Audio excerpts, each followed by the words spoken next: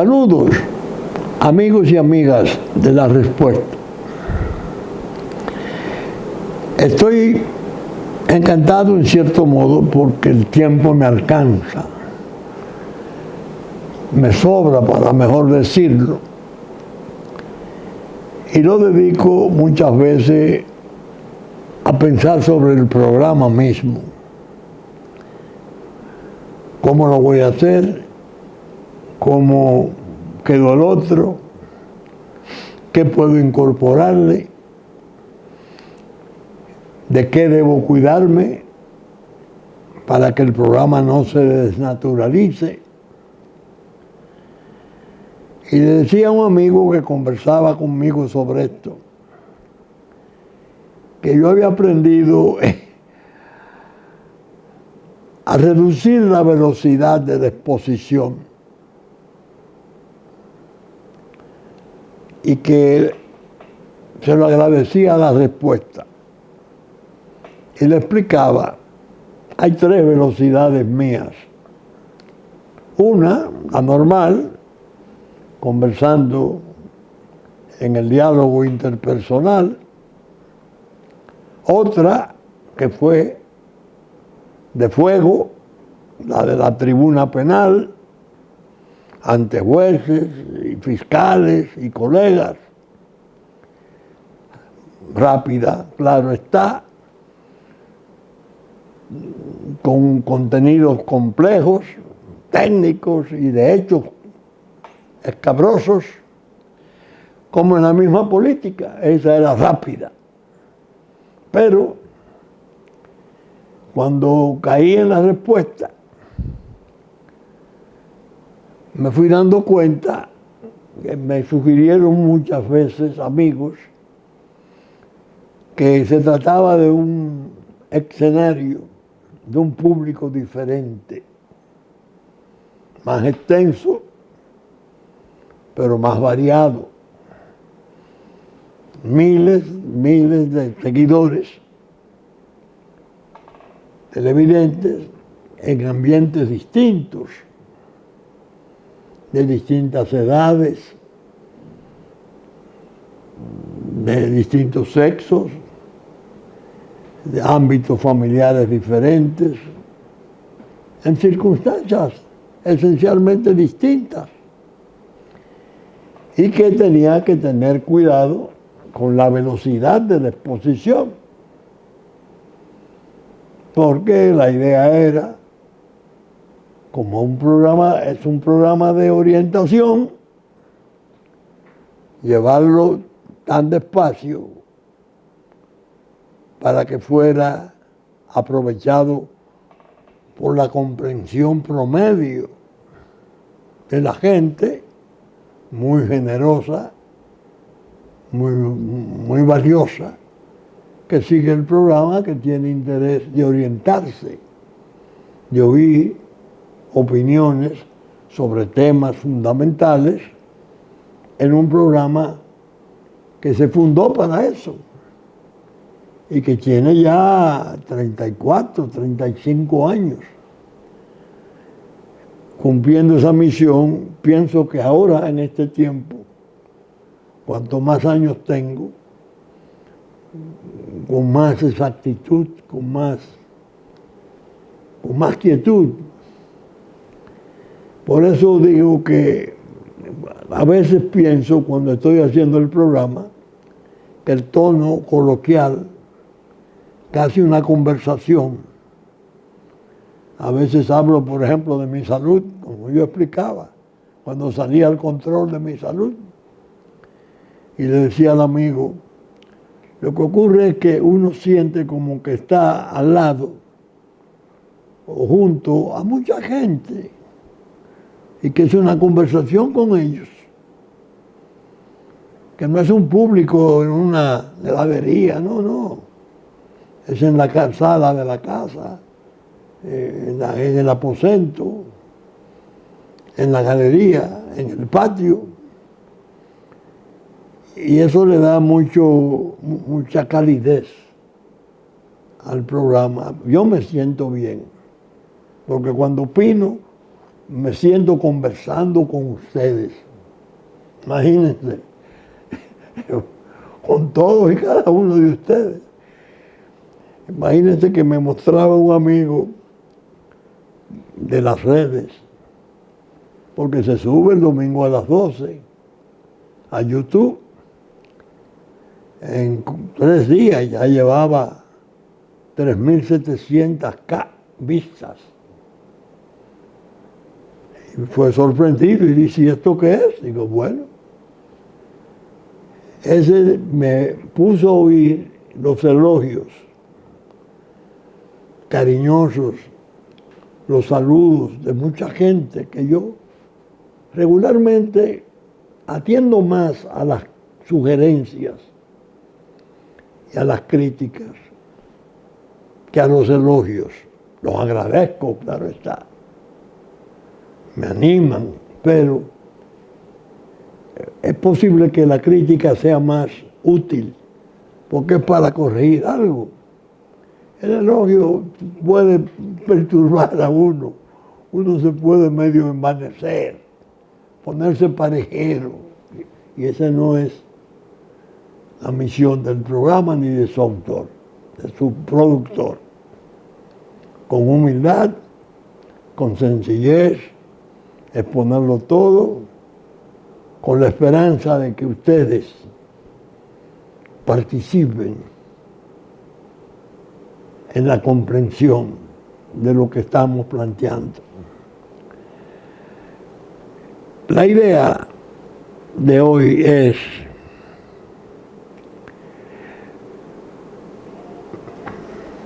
que no me puedo sentar al programa, así lo he dicho otras veces, y poner de lado una preocupación tan pesada, tan gruesa, como la de el temor a que las guerras que se están librando conduzcan a un escalamiento apocalíptico. Es decir, quien tiene conciencia, incluso quien podría decir que tiene vivencias existenciales desde su juventud remota, de lo que es una guerra. Yo que viví desde un adolescente casi la Segunda Guerra Mundial, cuando se presentan circunstancias tan críticas y peligrosas como estas, de este presente, es muy difícil que pueda liberarse, zafarse, desentenderse de la preocupación. Y entonces me digo, no la puedo callar, la debo compartir para que los demás estén atentos, para lo que sea, para el ruego, para el rezo, para pedirle al Señor que por favor se logre la paz y cesen las guerras. Ese enorme peligro de las guerras que puede resumir todos los dolores imaginables, y ya algo más grave puede significar la desaparición de la humanidad sobre la tierra. Ustedes oyeron. Ahora en el Medio Oriente se ha suscitado una situación muy difícil, que se está agudizando. Al momento que grabo no sé si ya ha comenzado la ofensiva final de Israel al Líbano, donde está alojado el movimiento Hezbollah, declarado internacionalmente como terrorista. Dominó al Líbano, lo controla, 10 veces más numeroso que jamás.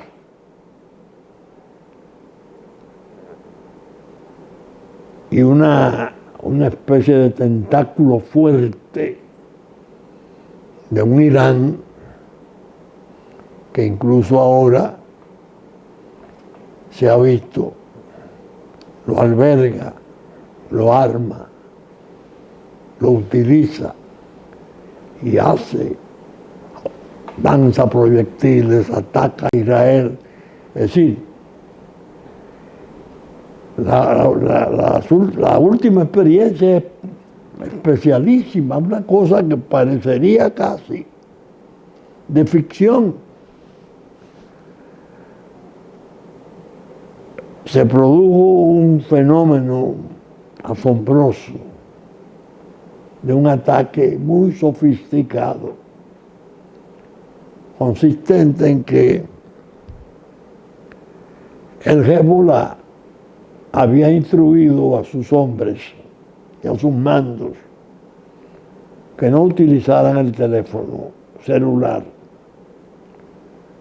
porque Israel lo localizaba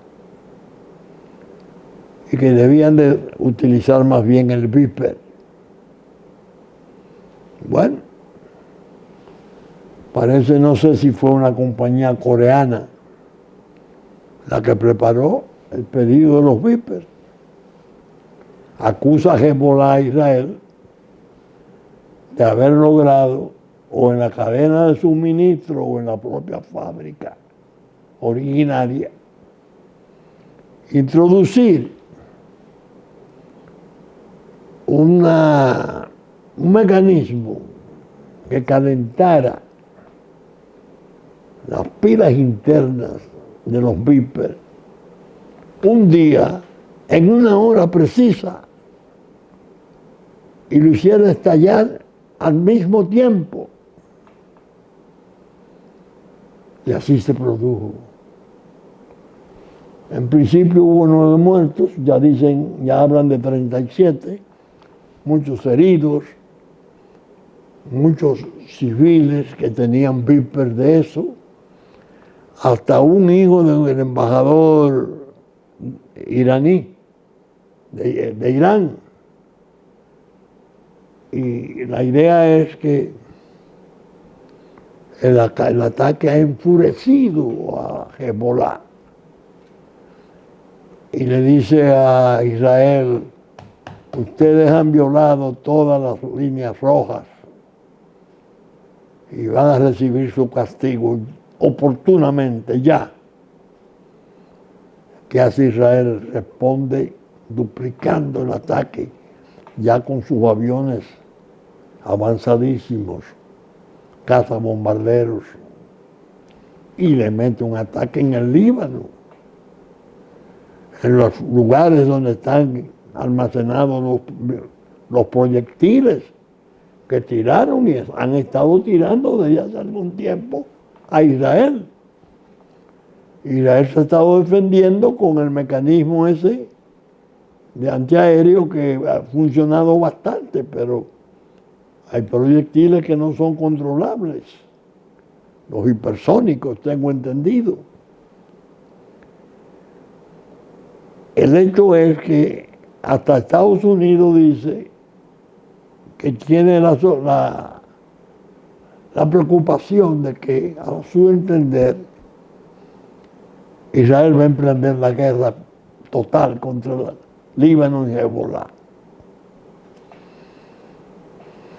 Entonces viene el problema de que se va a agriar aún más el conflicto con Irán, que es el verdadero conflicto que llegó a decir en un momento que cuando desarrollara el arma atómica, ha estado trabajando en lo nuclear, estaría en condiciones de borrar a Israel, borrarla, pulverizarla en 24 horas. Israel, que tiene el arma atómica. Yo dije desde el principio, bueno, eso es un duelo tremendo. Y hace recordar los duelos de Esparta, Grecia, Esparta y Persia. Pero ahora con armas de destrucción masiva y final. Si eso se produce, y ahora se está produciendo eso en medio de otras vertientes preocupantes. Zelensky, el líder de la guerra de Ucrania, que se le venció el tiempo al primer ministro, pero ha seguido pidiéndole a Inglaterra y a Estados Unidos y a Alemania, a Estados Unidos especialmente, que le permita utilizar los proyectiles de largo alcance. Es decir, para poder bombardear a Rusia, yo diría en Moscú y en los centros ya internos, interiores de Rusia. Y Vladimir Putin que responde, si eso se produce, OTAN está en guerra. Y nosotros vamos a responder en las mismas proporciones. Señores, eso que se está planteando no es un juego de niños. Es un enorme trastorno mundial. Y por eso digo, cuantas veces vengo a hacer este programa, hombre, me voy a poner a comentar las cosas del día a día de aquí. La farsa esa haitiana, que diré algunas cosas después, del gobierno rotatorio de 10 miembros, 6 meses presidente cada miembro. Dios mío. Y todas estas cosas de la región, que los apuros de Maduro y Diosdado y los insultos de estos soeces al presidente nuestro. Sí, lo debo tocar, pero no son esenciales. Esencial es aquello. Tratar de silenciar aquello es una forma de faltar al deber de un programa que se dice de orientación, de opinión y orientación. Por eso estoy hablando de el posible escalamiento de la guerra en Medio Oriente, que ha llegado al límite de yo decir, estoy grabando y no sé si ya los paracaidistas israelíes están cayendo en Líbano o entrando sus tropas de tierra. Y eso ya es guerra. Eso tiene ya términos de arrasamiento, de guerras mayores. ¿Qué va a pasar? ¿Qué puede pasar? Lo peor.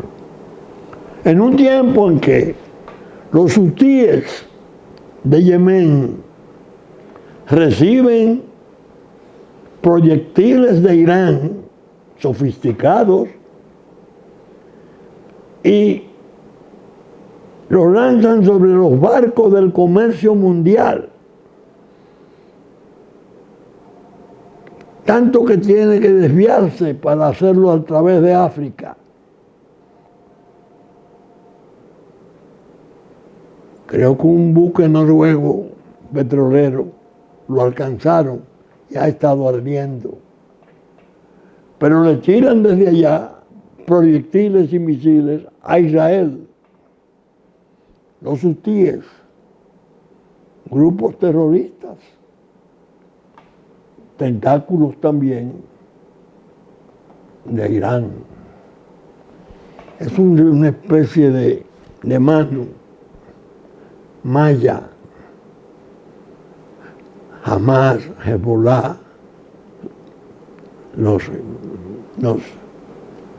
yemenitas, la gente del Yemen, hutíes. De manera que no silencio el agobio, no callo mi angustia. Y se lo digo a ustedes con enorme pesar. Recemos, roguemos, porque los momentos son horribles. Y el descalabro mundial puede sobrevenir. Y no habrá vencidos ni vencedores. Todos seremos vencidos. Óigame, no es un pesimismo teórico, no es un desaliento inventado,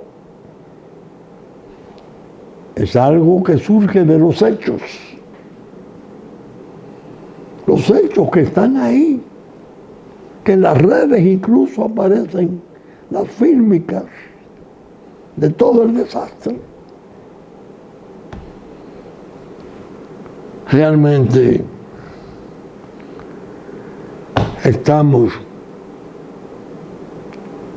al borde de un abismo, no en sentido figurado, realmente. Hay un enigma interesantísimo por despejar, por desentrañar.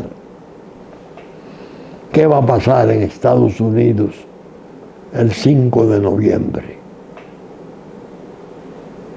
Porque de lo que ocurre ahí en las elecciones presidenciales y parcialmente congresionales en Estados Unidos el 5 de noviembre, podría depender la paz y la cesación de la guerra. ¿Cómo? Sí. Es algo que hay que verlo con profundidad. Un hombre muy combativo, odiado a muerte, pero amado hasta la devoción. Algo extraño, no común, no frecuente. No es un intelectual, no es un docto político, un orador, no. Un hombre de negocio importantísimo, multimillonario, que fue presidente de Estados Unidos 4 años, pero que cuando intentó seguir en el año 20 fue atajado. Y las elecciones fueron muy traumáticas, muy feas. Y lo que se derivó de ese proceso electoral fue deprimente. Basta recordar aquella alambrada, señores, alambre de púas y sacos de arena protegiendo el edificio del Congreso de los Estados Unidos de un ataque de las masas iracundas. Y entonces uno se entera de los detalles. No, este hombre dice, el autor no fui yo, de lo que se produjo como ataque. La verdadera autora es Nancy Pelosi, presidenta de la Cámara de Representantes, porque se le ofreció el apoyo de la Guardia Nacional muy temprano y lo rehusó. Prefirió quedarse con una fila escasa de policías que iba a ser desbordada. Y en efecto de ahí se derivaron procesos penales, condenaciones de algunos de los violentos que entraron y se sentaron en la silla, en las poltronas de la presidencia de la Cámara y profanaron el lugar, muy dura. Pero gente tan importante como Giuliani, sometido a juicio, porque había participado como en las maquinaciones para hacer ese desorden. Y ese hombre, Donald Trump, fue sometido a una cadena de sometimientos penales increíble. La más repugnante, la más chocante, muy detestable fue la de los 11 días en una sala penal respondiendo del cargo de una señora porno que alegó que le había mandado ofrecer dinero para que no revelara que él había cohabitado con ella, había tenido sexo con ella. Creo que le otorgaron una indemnización de 240 millones de dólares. Y al jurado, un desastre. Que yo dije muchas veces en la respuesta. El mundo está asombrado, señores, porque Estados Unidos ha sido, con su democracia, un modelo a seguir. Y esas cosas que están pasando en Washington desmienten que el vigor institucional se mantiene. Hay una turbación grave, ellos tienen que revisar eso. El asunto ha seguido. Pero entró incluso en la fase de los magnicidios. Ya vimos el tiro de la oreja. A 200 yardas a un sujeto se le permitió estar y disparar. Y la mano de Dios intervino de algún modo para que Donald Trump volteara la cara para ver, enseñar una estadística. Y la bala solo le hirió la oreja derecha. Bien, ahora una nueva situación preparatoria de un ataque mortífero. Un individuo extrañísimo, que según dicen las revelaciones que hace la autoridad, se especializó en buscar mercenarios afganos, soldados, para llevarlos a la guerra de Ucrania. Parece que es un sujeto, un excéntrico. En el campo de golf, creo que propiedad de Donald Trump. Él, que no tenía programado, finalmente decide ir a jugar, y el hoyo que correspondía a la parte más cercana al bosque, junto a la calle, un individuo del servicio secreto advierte que hay un fusil y dispara, y el sujeto sale huyendo, se espanta, No se sabe si disparó, llegó a disparar o no, porque Donald Trump estaba llegando al hoyo que correspondía de golf. Uno se pregunta, ¿y cómo ese hombre sabía que a esa hora Donald Trump iba a estar en ese hoyo? Iba a jugar golf, iba a estar en ese hoyo. Al salir, un transeúnte firmó el carro en que se fugaba y avisó a los sheriffs y lo detuvieron.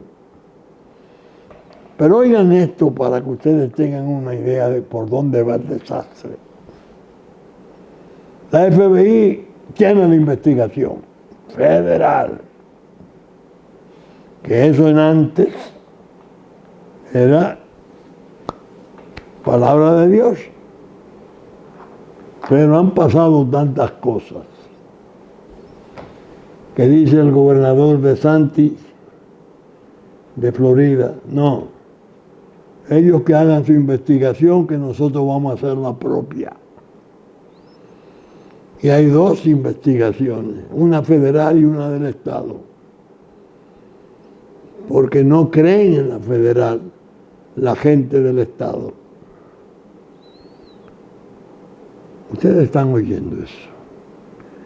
Ahora han salido las versiones más estrambóticas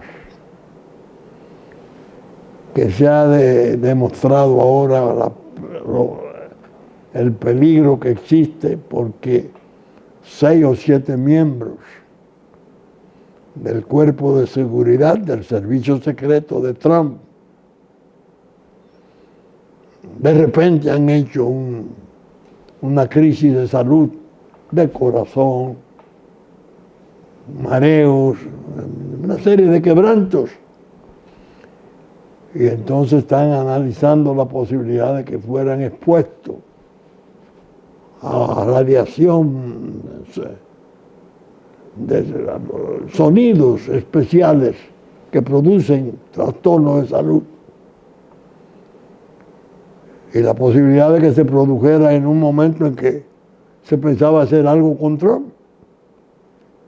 Versiones de ese tipo que uno dice, eso no puede ser, pero están circulando. Y los presagios no son buenos. Parece que la determinación de matar a ese hombre viene de sectores muy poderosos. Ahora existe el peligro de que, como él tenía las relaciones en Ucrania, su servicio secreto, organizara el magnicidio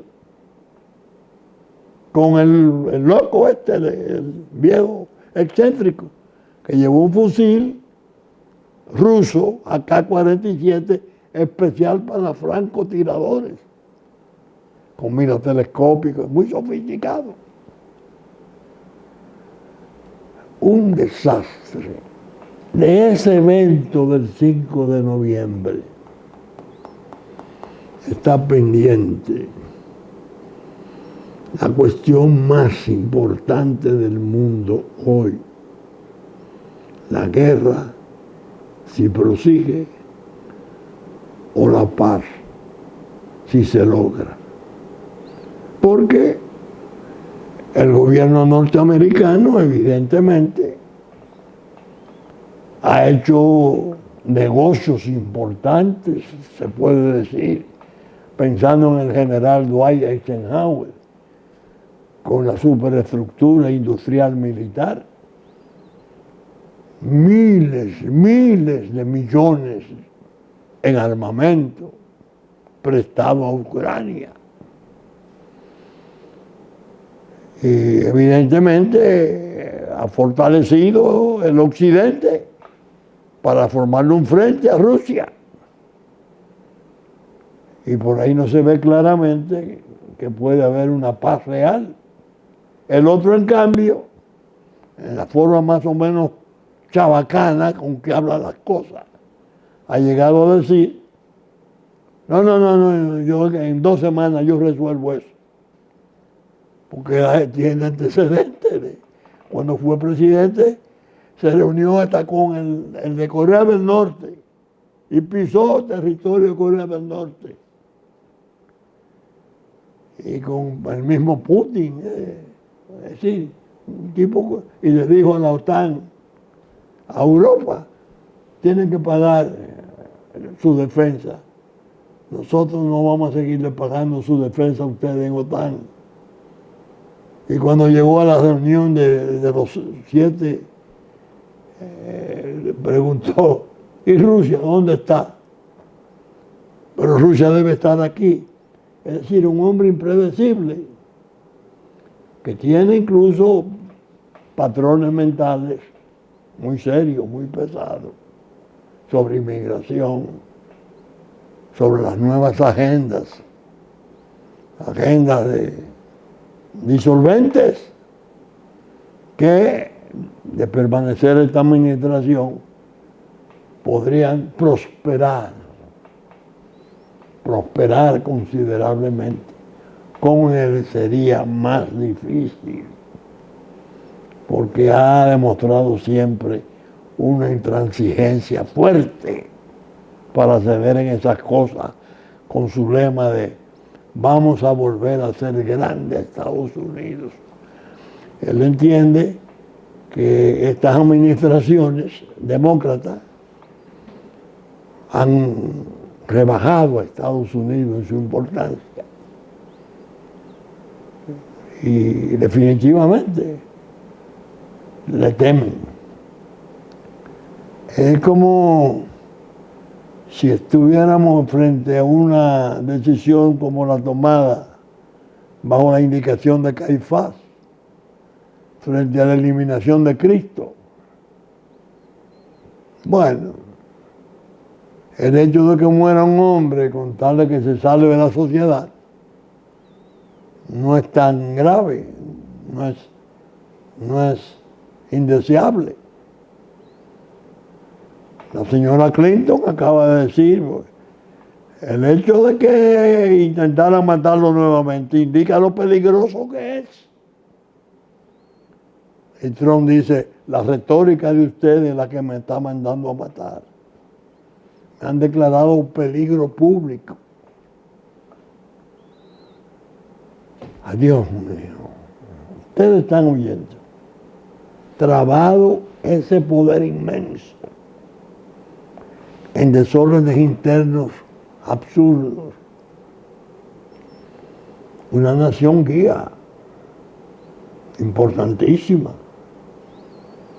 guía importante del mundo, evidentemente está postrada, está en letargo, y ya una pérdida considerable de respeto, que es lo que el toro este que embiste de Trump dice que va a suprimir. La idea es que nosotros también tenemos que ver ese fenómeno del 5 de noviembre con mucha atención,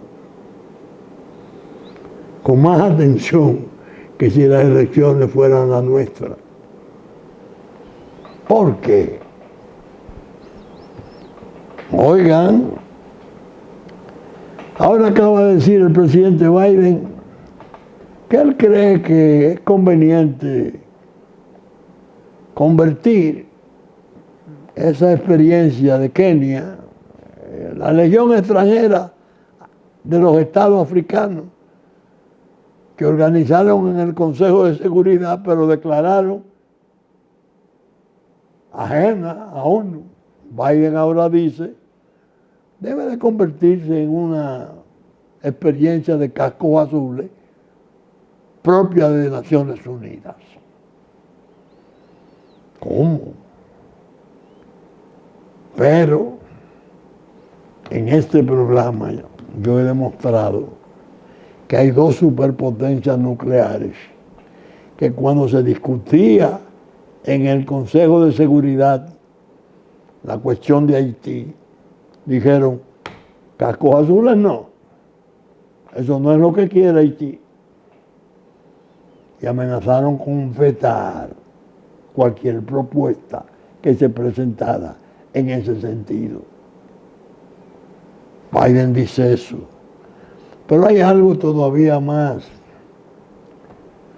como diría, más lamentable. El señor Guterres, secretario general de ONU, dice, casi llorando, yo no me explico por qué las naciones no quieren hacerse cargo de Haití, por qué no invierten dinero suficiente en Haití, por qué Haití no es prioridad cuando ellos están dando millones y millones y millones para la guerra. Guterres, secretario de ONU, secretario general de ONU. Uno dice, tal vez la reacción de Biden de que debe volver Naciones Unidas sea una respuesta a lo que declaró el secretario general. Pero tendría que decidirlo el Consejo de Seguridad. Y los vetos, ¿cómo se violentan? No hay quien le pase por encima. Y China y Rusia no están descontentos con la presencia de esas pandillas criminales ahí. No, ni Nicaragua tampoco, ni Venezuela tampoco, ni Cuba tampoco. Es más, Cuba está desde el origen de la gran crisis, antes del magnicidio. Porque de algún modo ahí pueden ellos controlar o dirigir o impulsar o recibir en todo caso el beneficio de un proceso de corte revolucionario. Bastaría con un buen par de discursos, inventarse un par de líderes en lugar de barbecue y otro, y declarar que se está en presencia de una experiencia de liberación y que lo que viene es el socialismo del siglo XXI.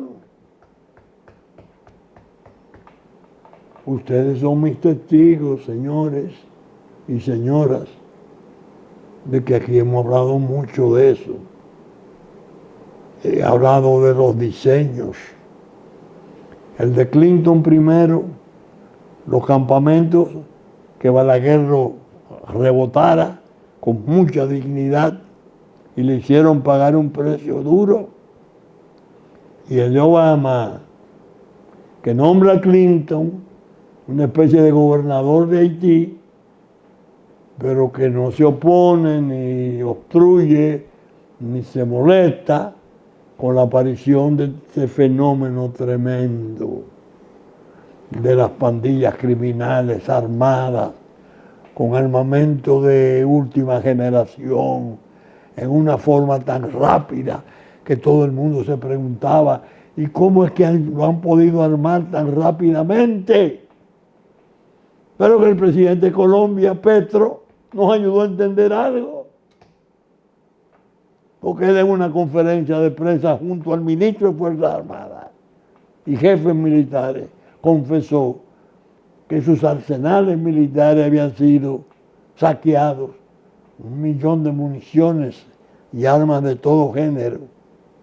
Pero agregó, porque de La Guajira a Haití hay solo 7 horas de navegación en una lancha rápida.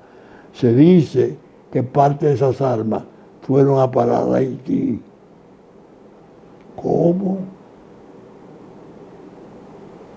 Y nosotros aquí comiendo bolitas, las reformas, el enjambre de juristas, un enjambre, como un enjambre de abejas. Los juristas están en todas partes. Eso lo que más abunda ahora son esa especie de juristas. Porque esas reformas deben de ir, porque el presidente se empeñó en hacerlas.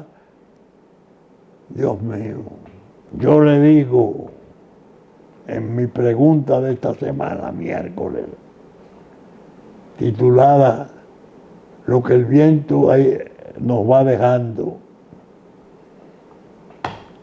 que ese Fondo Monetario Internacional, en sus viajes raudos, viene, nos elogia aquí, elogios muy empalagosos.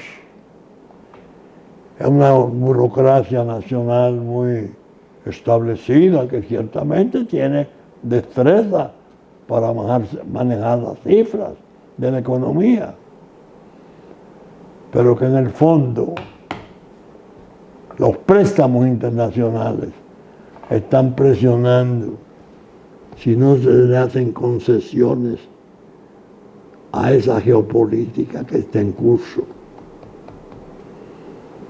Y yo digo, la maldición nuestra histórica mayor fue la deuda externa. Y ya ha llegado a un tiempo en que es mucho lo que tomamos prestado para pagar intereses. Y estamos abocados a un default cuando el mal humor de esos enormes poderes económicos consideren pertinente. Y tendríamos que asumir la posesión del deudor desgraciado. Y esa es una característica que tienen los préstamos de sierra de poda, de soberanía. Eso está en la pregunta de este miércoles. Al presidente le hemos hecho la advertencia. Presidente, la realidad es muy diferente a lo que posiblemente usted está percibiendo. Aumente sus énfasis, caracterice sus medidas aún más, que se sienta su firmeza y comience a trabajar sobre el desastre que va ganando cuerpo cada día más. Escuela, ya sabemos.